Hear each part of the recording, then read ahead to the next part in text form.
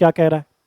मान लीजिए P और K दो अभाज्य संख्या है, P और K दोनों ही प्राइम नंबर है, जिससे P स्क्वायर प्लस K भी 30 से कम एक अभाज्य संख्या है। मतलब जब P और K अभाज्य संख्या है तो P का स्क्वायर कर दूं, उसमें K जोड़ दूं, और जोड़ने पर जो वैल्यू आए वह भी एक प्राइम नंबर होना चाहिए, लेकिन वह प्राइम नंबर 30 से कम होना चाहिए, छोटा होना चाहिए, ऐसा कह रहा है। तो K के संभावित मान, किसके संभावित मान पूछ रहा है? K के संभावित मानों की संख्या ज्ञात करें। मुझे एक बात बताओ, सबसे पहले 30 से कम की बात कर रहा है, तो 30 से कम प्राइम नंबर क्या क्या होगा? 2 3 7, 2 3 5 7 11 13 17 19 23 और क्या 29, और कुछ तो होगा नहीं। 30 से कम जितने भी प्राइम नंबर है सब लिख दिया, 2 3 5 7 11 13 17 19 23 और 29। ठीक है, अब देखो क्वेश्चन में कह रहा है कि P स्क्वायर प्लस K ये भी क्या है? एक प्राइम नंबर है। जी सर, ऐसा कह रहा है, लेकिन ये प्राइम नंबर 30 से क्या है? छोटा है। 30 से क्या है? छोटा है। ठीक है सर, जो रिजल्ट आना चाहिए वो 30 से छोटा। अब मैं सॉल्व कैसे करूंगा? तो सुनना मेरी बात, एक एक वैल्यू को चेक करूंगा। मैंने सबसे पहला प्राइम नंबर 2 ले लिया, ठीक है। तो मैंने कहा कि अगर मैंने P का मान 2 लिया तो 2 का वर्ग करूंगा तो 4 बनेगा।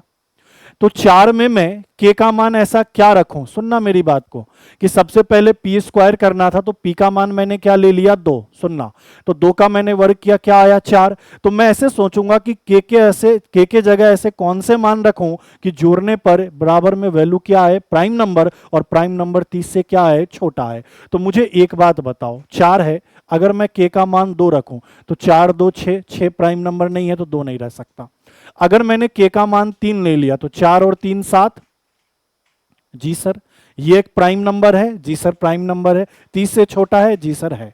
अगले की मैं बात करूं 3 के बाद मैं अगर 5 ले लूं तो मुझे एक बात बताओ, 5 और 4 क्या होगा? 9। 9 एक प्राइम नंबर नहीं है तो 5 नहीं ले सकता।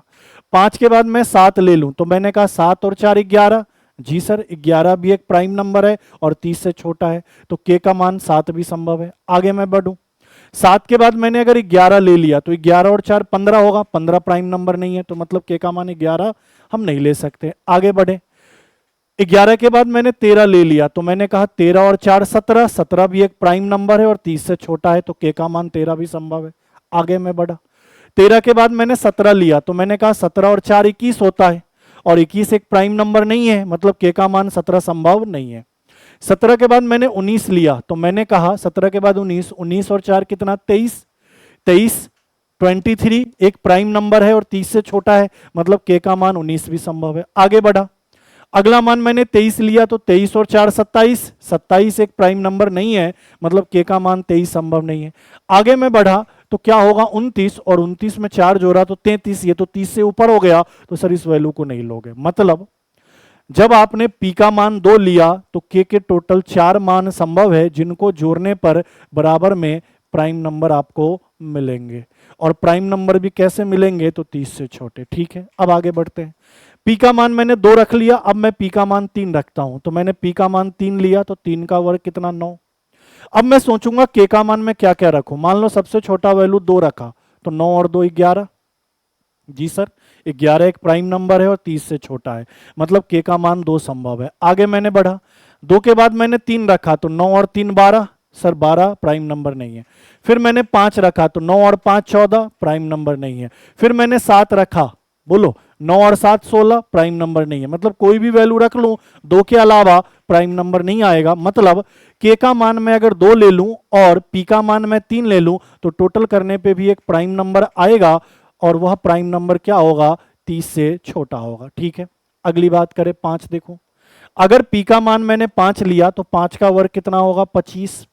ठीक है, तो मैं K का मान ऐसा क्या लूं कि दोनों को जोड़ने पर प्राइम नंबर आ जाए और साथ साथ में 30 से छोटा है। तो सबसे छोटा वैल्यू तुमने 2 ले लिया तो 25 और 2 27, प्राइम नंबर है? नहीं सर।